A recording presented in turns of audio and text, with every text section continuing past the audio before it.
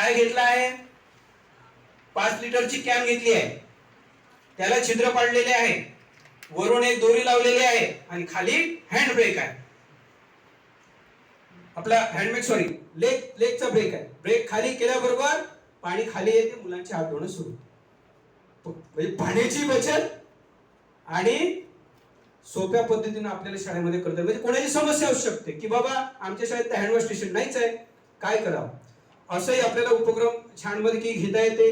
त्यांच्यासाठी सोप केस मुलांसाठी ठेवता येतात गटागटामध्ये पुढे. आणि वेगवेगळे उपक्रम जसं बालक दिनाचा उपक्रम आहे, पाऊस मोजूया, एक छान उपक्रम आणखी सुद्धा करता येते आपल्याला. आता पाऊस सुरू झालेला आहे. एक डबकं घ्यायचं, कोणतं? बिस्लरी.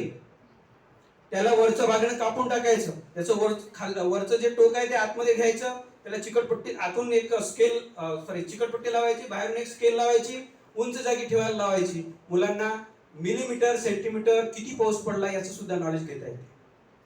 छोटे छोटे उपक्रम आहेत. पुढे हे कोरोना काळातले अनेक उपक्रम आहे. एकच उदाहरण देतो आणि थांबतो. आपली शाळा इथून 37 किलोमीटर आहे आणि कोरोना काळामध्ये आपण शाळेच्या मुलांच्या सतत संपर्कात होतो, ते म्हणजे भोंग्याच्या माध्यमातून. ध्वनिक्षेपकाच्या माध्यमातून इथून मी मुलांशी संवाद साधत होतो ध्वनिक्षेपकावर. कसं?